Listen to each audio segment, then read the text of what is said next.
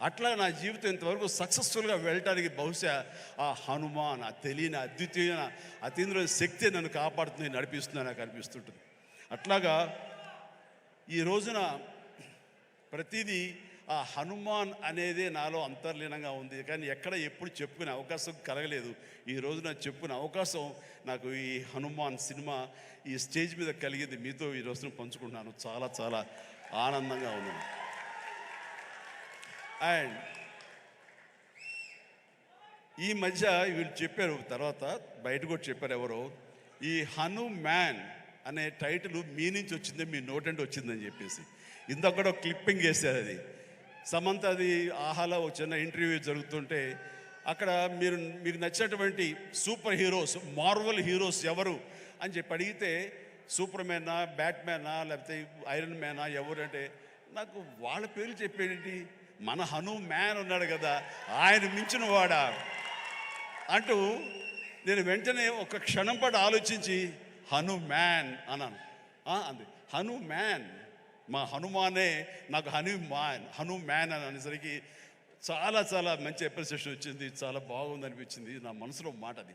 ఆ మనసులో నుంచి వచ్చేటువంటి ఆ మాటకి అంత వెయిటేజ్ ఉంది కాబట్టి ఇలాంటి ప్రశాంత్ వర్మ లాంటి వాళ్ళు యంగ్స్టర్స్ని అది ఆకట్టుకుంది.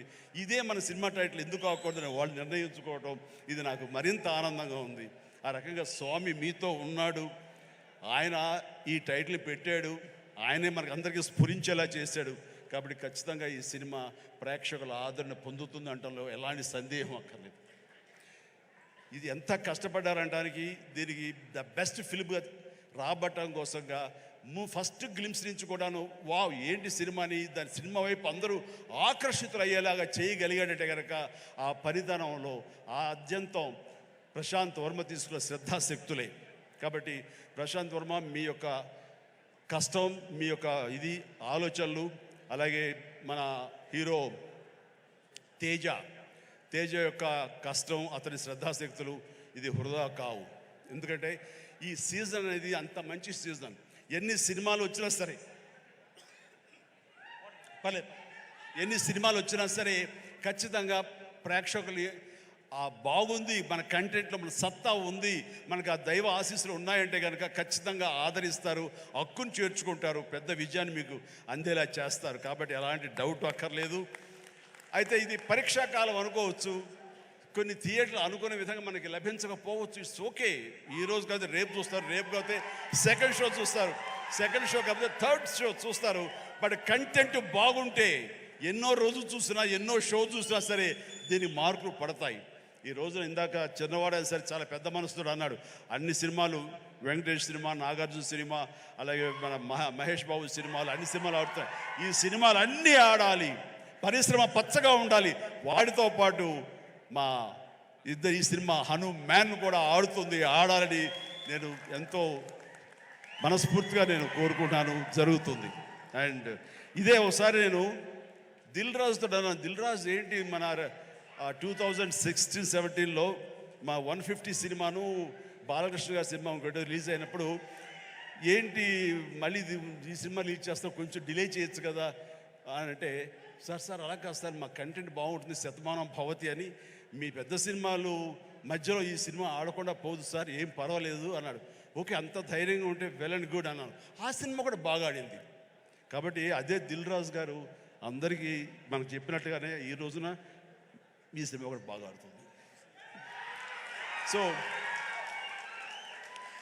ఎందుకంటే దిల్ రాజు గారు లాంటి ఎంతో సీనియరు, ఆయన ఎంతో ఎక్స్పీరియన్స్ ఉన్న మనిషి, ఏ సినిమా ఏ సీజన్లో ఎలాగ ఆడుతుంది, ఒక్కో సినిమాకి ఎంత పటిష్టత ఉంటుంది, ఏ సినిమాకి ఎంత లాంజివిటీ ఉంటుంది, ఏ సినిమా ఎలాగ ఆదరిస్తారు, ఏ సీజన్ అనేది బాగా తెలుసు. కాబట్టి ఈ సినిమా వస్తే కూడా ఈ సినిమాకు కూడా అంతటికి అంత ఆదరణ ఉంటుంది, అంత విజయం చవి చూస్తాడని మనస్ఫూర్తిగా కోరుకుంటూ, ఈ రోజున ఇతర క్యాస్ట్ గురించి చెప్పాలంటే అమృత అమ్మాయి హీరోయిన్గా ఉందన్నారు. గాడ్ బ్లెస్ యూ అమ్మా, ప్లీజ్ మీరందరూ రావాలి, యంగ్స్టర్స్ రావాలి. అలాగే నా స్నేహితుడు శరత్ కుమార్ కూతురు వరలక్ష్మి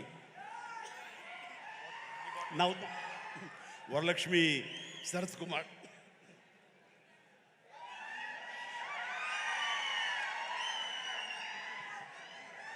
ఈ మధ్య కాలంలో అమ్మాయి సినిమాలు చూస్తూ వస్తాను. ఒక్కొక్క క్యారెక్టర్ ఒకలా చేస్తుంది.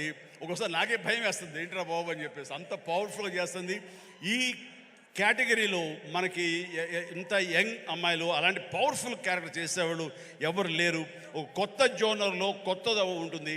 అండ్ ఇలాంటి వరలక్ష్మి లాంటి ఆర్టిస్టులు చూసిన తర్వాత కొన్ని క్యారెక్టర్స్ క్రియేట్ చేయబడతాయి. సో అదే అన్నాను, చెన్నైలో ఉన్నావా, ఇక్కడ ఉన్నావా వరలక్ష్మి అంటే ఇక్కడే ఉన్నాండి, ఇక్కడే ఉన్నామా, నీకు బోల్డ్ అవకాశాలు వస్తాయి కాబట్టి తెలుగు ఇండస్ట్రీని హక్కు చేర్చుకుంటుంది, పైగా తెలుగు అమ్మాయి కాబట్టి అని చెప్పాను. So all the very best, all the very best అమ్మ, గాడ్ బ్లెస్. అలాగే విలన్గా చేసినటువంటి వినయ్ చాలా వెరీ పవర్ఫుల్గా చేస్తారు. Vinay please please please please stay stay stay. Vinay wonderful, you look damn good, like A Hollywood, you look A Hollywood villain and you have your own mark and you will have your own market here. Definitely all the very best. And ప్రతి ఒక్కరికి నేను మనస్ఫూర్తిగా అందుకు చెప్తాను. And Niranjan Reddy గారికి కూడా నా హృదయపూర్వక అభినందనలు. ఈ సినిమా గురించి ఫస్ట్ నాకు పరిచయం చేసిన ఎవరో తెలుసా? మా సినిమా షూటింగ్లో ఎనీ గెసెస్?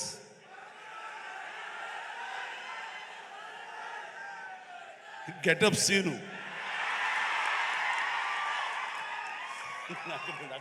దగ్గర రాకు. And getup scene. సార్ ఒక సినిమా చేస్తున్నాను సార్ నేను, మీరు హనుమంతుల భక్తులే కాబట్టి మీతో షేర్ చేసుకోవాలని. ఏం సినిమా, ఎవరు? మన తేజ తెలుసు కదండి, తేజ చేస్తున్నాడు, ఇలా ప్రశాంత్ అని డైరెక్టర్, ఏమండి భలే ఉంది అని చెప్పి సినిమా గురించి సినిమా గురించి చెప్తాడేమో అనుకుంటే తన గెటప్ తన క్యారెక్టర్ గురించి చెప్తూ వచ్చాడండి. మొదటి వరకు బాగుంది, తర్వాత నిన్ను ప్రమోట్ చేసుకోవడం నాకు కొంచెం ఇంకా బాగుంది. సో అంటే ఒక సినిమాలో బాగుంది అంటే ఏ క్యారెక్టర్ ఇచ్చినా సరే అది అంతగా అలరిస్తుంది అని ఆ సంతోషాన్ని నాతో పంచుకోవడం తెలుస్తుంది. అదో చెప్పునే విధానం బట్టి ఆ సినిమా ఎంతగా అతనికి ఆకట్టుకుంది అనడానికి ఇది చిన్న మచ్చుతునక. అండ్ ప్రతి ఒక్కరికి, అటు కెమెరామెన్ గారికి, ఇతర కాసర్ల గారికి, కేకే